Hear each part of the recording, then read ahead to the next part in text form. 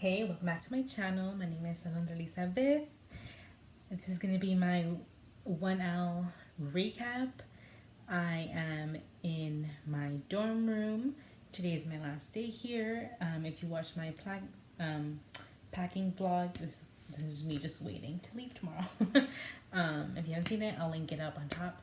So I'm going to pull up the questions that I have on my Instagram, and then I also did have other points that I wanted to bring up. So let's get right to it. One of the questions I have is what are the pros and cons of living in a dorm with other law students? Any vibe changes between first and second semester? Pros of living in a school dorm are the fact that it was I want to say near the school, but I think you could definitely have found a place. At least here in San Francisco, you probably could have found a place that was closer. But that was a pro for me. Another pro was the fact that I didn't have to find other housing. Since I was moved to the city for the first time, I just didn't know where to look, the neighborhoods or anything like that. So living in a dorm is very helpful. Another pro is the fact that since majority of people living here are law students, we do have other graduate students. Everyone knows the cycle of the school year. So when we're all in midterms, when we're all in finals, everybody knows that. So you don't have to be explaining yourself why you're up at 3 in the morning or why you're eating such terrible food. You don't have to talk about it. Everybody just knows what the vibe is. So those are pros. Cons of living with the law students is the comparison trap. It's if you're seeing people out having fun, which happened a lot first semester, you're wondering how are they doing that? I'm here studying 24/7. I barely have enough of a break to eat. How are they going out and partying, or how are they having blah blah? That was hard, and I think that's just one of the cons of living with other law students. You can tell when someone's not doing law school, and then you start comparing yourself to why they seem to be having more free time than you. And I say seem because you don't know. They could be staying up all night or something, and you're sleeping, and that's when they make up for the lost time. So comparison trap is a big, I think, con. Another con is part of the pro, I guess. People know why you're not eating well, why you're not cooking or whatever. But at least in the living areas, the kitchen and all that, it got pretty messy, and that's just because everybody's just boom boom, no one's bothering to do anything. I mean, part of me is I can still pick up after myself. You don't need to leave things in the sink or whatever. But that's a con of living with a lot of students, right? I think that just might be a dorm con. As for vibe changes between first semester and second semester, I think first semester people were more friendly. You didn't know anybody, so everyone's hey, my name's blah, let's hang out, etc. Second semester, the cliques had formed, and this is kind of true of law school in general. So there were the people who hung out, people who didn't hang out, etc. And so that felt weird walking around in the halls. I'm basically a quiet person, so I didn't talk to too many people, but you can still kind of tell. And then if I were to go into the kitchen and people were talking, and then be and it's just weird. You're in the main group area. If you're talking, keep talking. If you're not talking, whatever. But it just felt weird to be a quiet room when you walk in. So kind of drama, I guess, which I didn't expect because I didn't really feel like there was drama in undergrad dorms. But I guess since law school is so small, and at least in the dorms for my law school, not a lot of people live here, so I think that just adds to the chance of there being drama, I guess. Okay. Second question, how did you study more efficiently in second semester? Any overrated study methods you stopped doing? How did I study more efficiently second semester? I don't know if I did. I think when it came to reading, it was understanding that I didn't have to read as thoroughly as I was doing first semester. But I'm actually very, very hesitant to say that because, as I've mentioned in other vlogs, to me, one thing I found out is that when I didn't read the case, I was more confused in class. Like, I don't pick up the concepts that easily just from attending a lecture or just talking about it or doing hypos. To me, reading the cases is actually helpful for me to understand the concepts. So that's like a big thing. But I guess one important thing to realize is realizing like you win some, you lose some. You just have to keep going. So it came to a certain part in the semester, like probably second week or something like that, where I'm just like, listen, this is too many readings. Like, this is taking way too long. I need to be moving on. I need to be practicing, studying, memorizing, etc. So I started quimbying, but I never stopped reading. So I would read the case once, do the quimby, and then some classes uploaded questions, like reflection questions before class, and so I would do those and make sure I had the answers to those questions. And I think something else to regards to studying more efficiently is realizing that every class is different. Some of my classes, like, I needed to read. There was just no way. It was my civil procedure class. I read every single time because the professor loved to talk about the actual cases, and when she would cold call, it would be about the specificities of the case. So there was just no way to not read without like making a fool of yourself, being really really confused in class, and then like not paying attention about core concepts because you were worried about being called on. So definitely read for that class. Other classes, like, there you didn't get cold called and the cases weren't important, so then I would only read the concepts and take notes of that. And then like for some things I just didn't have to read the case because the professor went into such detail of them. It was just, why would I waste my time reading the case when I would get what the case was telling me about in class? So that was something too, realizing that it's not one size fits all. You have to be very specific for each class and each professor, and paying attention to what's the information that you would need for a class. Another class, we was very case heavy, and for the exam we needed to have been using case names and all of that. So then obviously in that case it was important to remember the case, what happened, how you would use it, etc. So very very dependent on the classes. And so I guess one of the overrated study methods was reading the cases over and over again. I mean, I think I was told at the beginning, and I uploaded one of videos of how I read cases. I would read it 3 times over. Definitely something I stopped doing. I wouldn't say I stopped reading, and I would not recommend to stop reading, but to just be more specific and cognizant of like what you're reading and why you're reading. So that's one thing. Briefs, I guess that's also something I kind of stopped doing. Like, not entirely, but just also just not as like the first brief you get taught in law school of like the full 1-pager, like rule, procedure history, issue, conclusion, or facts, like all of that. I used to do like the single sheet of paper that I would brief for every case and then bring it into class. So I stopped doing a separate sheet of paper. I just kept it in the same notebook that I did my reading notes. And then I just limited myself to facts, issue, and rule. So they became a really, really mini brief. And again, depended on what the professors were asking for in class. So everything just has to be very specific now. It has to be like geared towards something. So that's with the change. I think that's the biggest change from first semester to second semester. The first semester, I was just checking off boxes, doing everything I was told to do, which worked out. It was fine for then. But then, like, second semester, when we had an extra class added, there's just no way that you could keep doing the same thing, just checking off boxes. And I tried doing that the first 2 weeks, and it was like utterly miserable, very overwhelmed. I was not finishing everything, very very stressed out. And then I started to like notice, wait a second, I don't need to do this for that class. I do need to do it for this class, but it doesn't have to be like that. And so it became a very more individualized activity that I was doing in regards to preparing for class. Next question, overhyped essentials. What did you buy for law school because of influencers but ended up not using? I think this is something I've mentioned before, but highlighters. I bought highlighters, and I even like try and bought special highlighters, but one, I don't buy my books. I get them rent because buying them is way too expensive. So my budget can't handle that, so I rent them, so I can't write in them. So highlighters are useless in that regard. And two, like when I got called on, like sometimes I think in first semester I used sticky notes a lot, the clear sticky notes. to like write things down in the side. And although that was helpful as I was reading, it wasn't helpful if I actually got called on.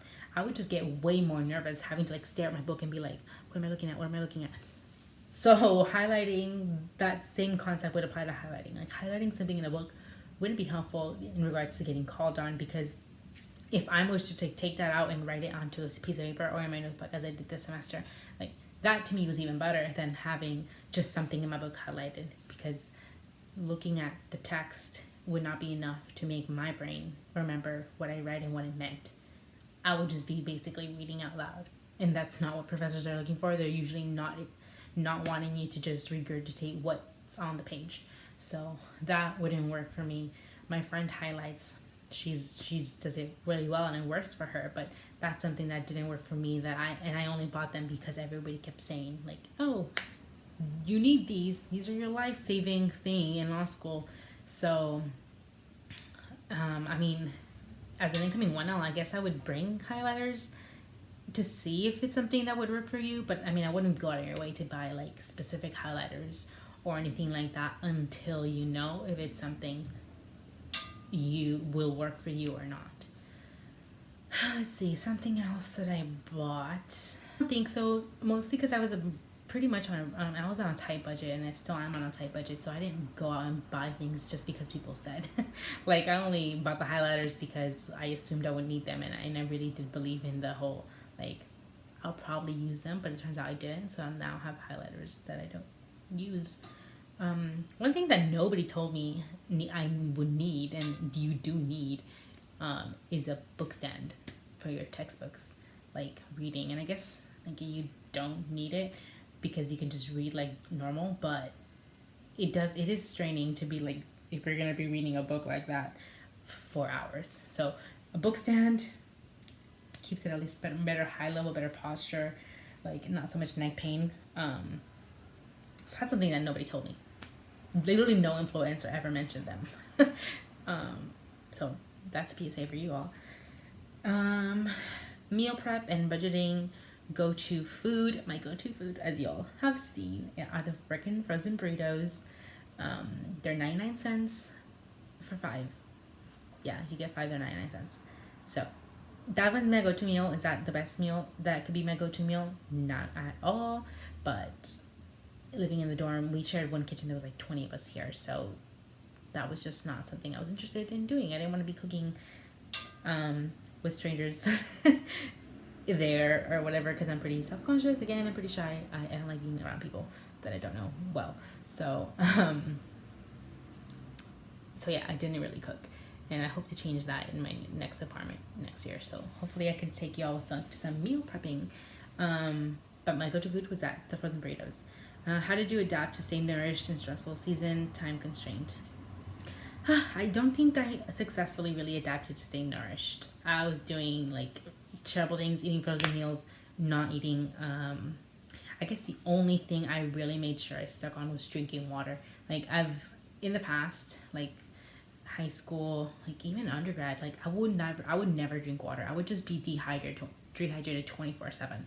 It wasn't until the pandemic where I was like really made it a point of drinking water, and like now I carry a water bottle with me everywhere. I make sure I at least drink one of them and refill. And so that's the one thing that during our stress, like water, I held on to water like dear life. I would drink water all the time. Another thing I tried to do was getting rid of caffeine. First semester anyways, I didn't drink coffee. I would have tea and like yerba mate sometimes if I needed them, but I try not to have the whole daily coffee routine. Second semester, that definitely kind of got away from me. I gave up on that, so not helpful. That's another thing I tried to do to stay nourished. Yeah, I can only say water, and that's just sad. I guess I did near the end. I did try to like prep breakfast by having like overnight oats, and that was better. Like having heftier breakfast with my whole Project 50, I've definitely felt better because I've been like really trying to eat, and Project 50 came in line with the end of finals, the end of the year and finals and all that. So breakfast turned out to be a big thing for me. If I had a good filling breakfast, in the beginning, because I work better in the mornings, so actually eating well in the morning only it better fueled those moments of energy for me. So yeah. Last question that I got from y'all. You feel going into 2L? How do you balance final stress? Going into 2L, I am shook, honestly. Not I mean, I didn't think I was gonna like not go to 2L or anything, but I'm still just surprised that this year went by so fast. I feel like my brain is so much bigger, but at the same time I feel like I know nothing. Because it was so tiring. It like all this learning was so overwhelming, and it happened all so fast that part of me is like, did I really learn any of that? But the other part of my brain's like, yeah, it's all right here, ABC, it's stored away. So that's what's crazy to me. It feels surreal. It felt surreal to even be starting law school and to have actually completed a whole year, and now I know like contracts law and tort law, civil procedure, criminal law, criminal procedure. Like, what? That's a lot of information. So I'm excited. I'm also going to, there's two things that I'm going to be doing next year that I'll announce soon, but I'm pretty excited. So I'm looking forward to that. I'm looking forward to taking classes that I'm more interested and invested in. Not that I wasn't with these classes, but these are core classes, but like I'm going to be taking it, hopefully I'm going to be taking an asylum seminar. So I'm really excited about that, to really start learning about what I came to law school for. So that's exciting. I feel really excited. And Frex, for the second part of your question, how do you balance final stress? I try to go on a lot of walks. That's something, and I'm gonna have to be way more intentional about that next year, because where I live is gonna be further from the school, so I won't be able to walk to school the way I do now. So I'm gonna have to be intentional about going on those walks. That's one thing that I did. Like, I think I even mentioned in some of the vlogs. Sometimes I'm just like feeling very alone, and I just walk out. I just leave and I go on a walk around the neighborhood, and so that's one thing I do. I also try and call like my mom a lot, although it depends on what kind of stress I am. Because sometimes if I'm like in a bad mood stress, then I don't call, because I'm just gonna be in a bad mood. But call my mom. Sometimes if it's been really bad, I like emergency text my friends and be like, "Are you free right now? Can I call you?" And that's been helpful. And those have been things that help balance the stress. But funnily enough, that actually kind of leads me to what I was originally also hoping to bring up today, is the fact that 1L like this year has been very hard. And yeah, like the whole balancing stress, and those are things that I've tried to do. But for the most part, I kind of failed at having a balance, at eating well, and all those things, because it was really hard. It was really hard. It was overwhelming, and all of that.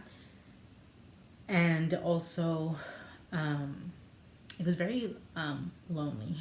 I moved, to San Francisco. I didn't know anybody here.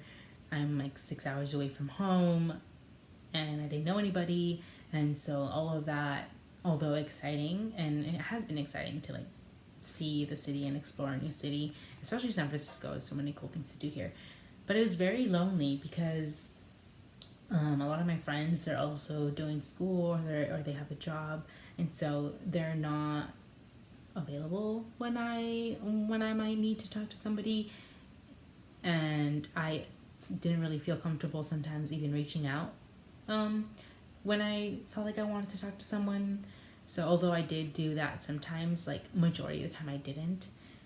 And so it was very lonely to kind of be going through law school feeling like I didn't have immediate support. Like, I know they support me, and when the times that I did reach out, like I was supported, but it was lonely because that didn't always happen. And I did make a great friend, and in law school and all that. And it's very helpful to talk to somebody in law school about law school, because they're the only people who truly understand how hard law school is, and like what it is like we're struggling with in law school. Because one of the most like common refrains that I've heard from family and friends have been like, "Oh, you got this, like you're smart, like push through, whatever. And it's like, yeah, but everybody in law school is smart. Like, the nature of you being here indicates that, like, you belong here, you're here, right? Like, everybody brings that innate, like, smartness and ability to do this. So, like, that's not what the stress is about. The stress is about, like, at least for me, it's about, like, well, can I even live up to my own expectations? Or, like, can I even actually give my all? Because I feel so tired, I feel so stressed, etc. Like, it's that constant feeling of, like, I am being inadequate, like, at doing something. Not that I'm not smart. Like, I'm never doubting my smartness. I'm just doubting, like, my ability to actually complete something on time, or, like, with my best efforts, whatever. And so in that case, it's been pretty lonely. So that's just something that, like, I feel like not a lot of people talk about in law school. And, like, it might be because maybe people on YouTube or whatever are home, or they're by people, and so that's not something that they feel. But that's something that's been very apparent in my first year, with my own experience. But I mean, I will say that even though that was something I did really struggle with, it's also, like, it's still been an exciting year, because I felt like my brain's been shaped by that, and, like, I've only grown in confidence and, like, my ability to just, like, trust in myself and lean into my own strength, I guess, and, like, really working on that inner strength. So it's still been a good year. It was just kind of very hard to transition, especially coming from, like, a year in pandemic where I was literally home 24/7 and with my friends nearby. And obviously we couldn't hang out because of the pandemic, but at least they were closer. Like, they were within reaching distance, and, like, here they haven't been. And another thing, I think it's like, yeah, 1L is very hard because it's a lot of reading. It's there's so much going on in regards to the briefs and how to take notes, the cold calling, how to interact with professors, going to office hours, all of that. And it's very hard and overwhelming and difficult when you don't know what to do. But one thing that I've just been really just, like, reinvigorated with, and that even though I'm, like, talking about how hard it is, like, by no means do I want to discourage anybody, is the fact that, like, knowledge is power. Like, I think this is the first time that I've really believed that statement, because I feel like we hear it all the time in, like, media and everything, and people, knowledge is power.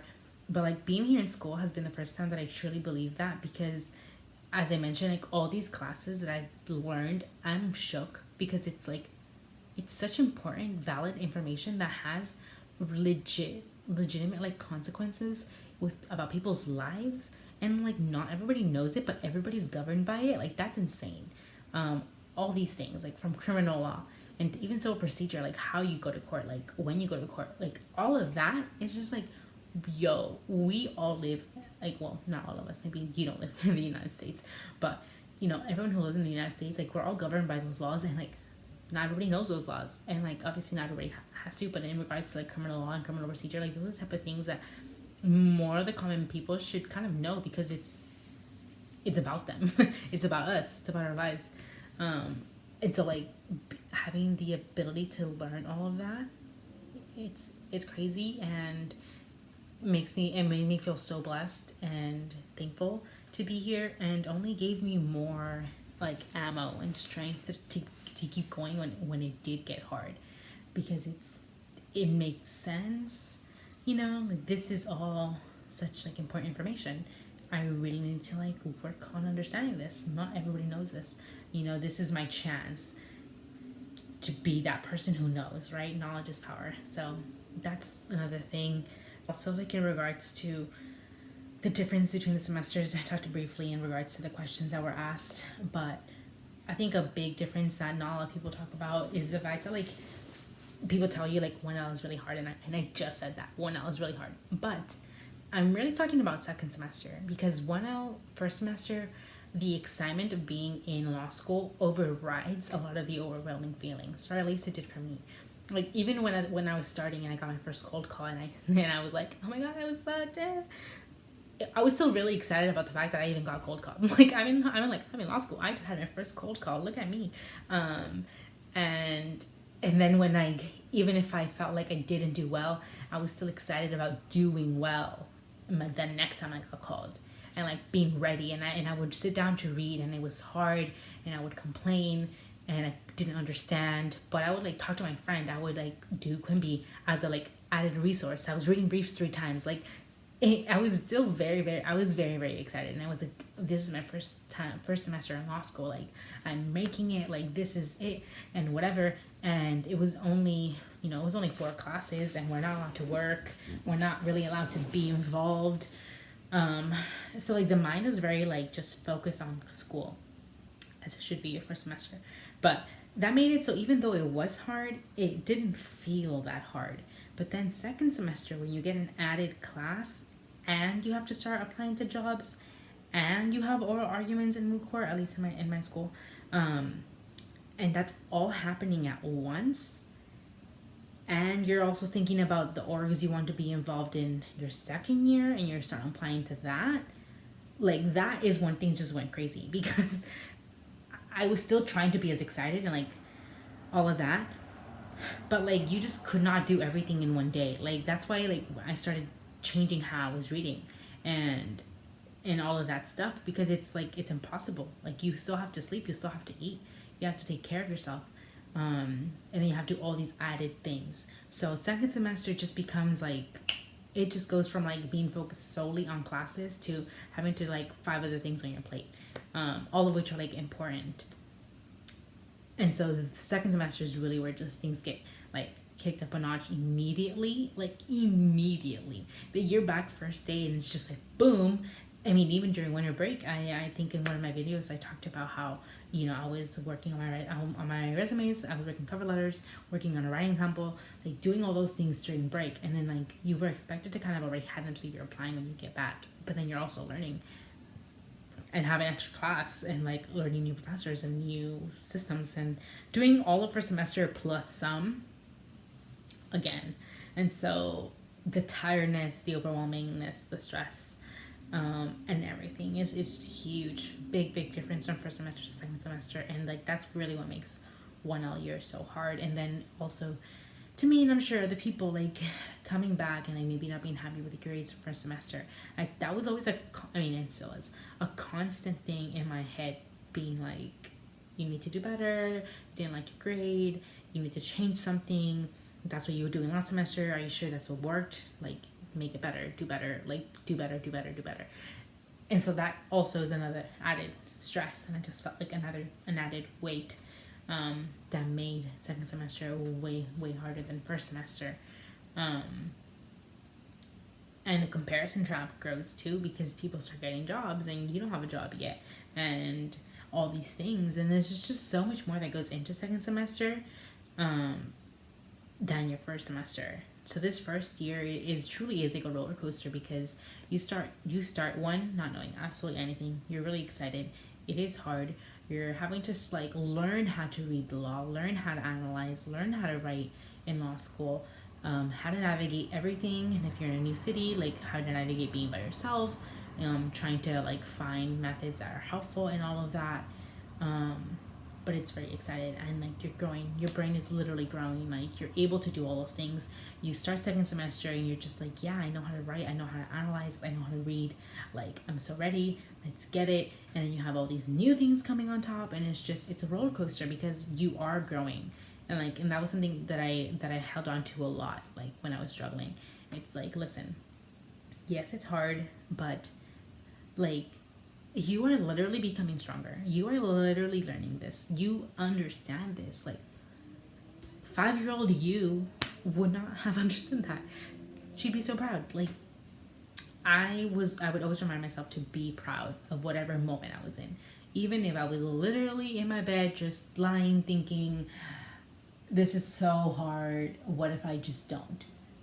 I would stop that train of thinking and I would just say, but you're here, you're surviving, you are doing this. And for me anyways, and this is very, very personal, I do not need to be number one. And I've said this to myself since I even started applying to law school. I'm not looking to be number one at all. my goal is to serve the immigrant community, and like that is why I'm here, and I need the skills to do that. And so I'm here to learn those skills. I don't need prestige. I don't need to be number one. I don't need to be anyone or do anything to be the person, the number one person. That's just not my goal. And that might be your goal, and that's fine. It was just not mine. So that's something that I would remind myself all the time, every time I was stressful. And it's just like, well, listen, as long as you're understanding this, as long as you're doing your best, like, it's fine. Like, you're doing fine. You are doing your best. Take a break and let's get back to it, right? So that's constant things that were running through my mind. And I think also learning a lot of self-care this first year. In my self-care video that I filmed before I even came to law school, I talked about how I never did that in undergrad. And I came prepared with my little self-care basket with mask and a rosary and my stress ball and books that I liked in my journal and meditating and all of that. And I've tried yoga, I've tried dancing, and I think I've mentioned it in some videos, like trying to work out, trying to go running and all these things and trying to see what works. And that's also been something, I think it's been a pretty good growth for me to see that this first year. And already I'm starting to think like, well, how do I want 2L to look like? I'm really excited about these new things, but they also come with responsibilities, and I also still have class. So already kind of thinking of a plan, like what did I actually like about my first year, like of what I did, like in regards to how I was reading, how I was eating, what time I was waking up, what time I was going to sleep.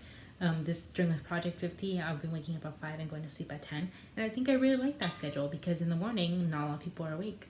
So I have quiet time to myself, for myself, you know, an hour of just stretching, meditating, journaling, having a slow breakfast, reading, etc. And then also having time to do school and get to school early and do all these things. So I'm probably going to try and incorporate in 2L and start off with that again because I really did like it. And so things like that, like really learning about yourself.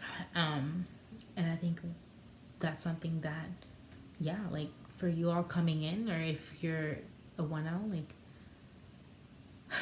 I think really sitting with how this year went, and for you all in coming in, being prepared to be challenged, not just academically, but personally, and to try and have mechanisms coming in that you know can help you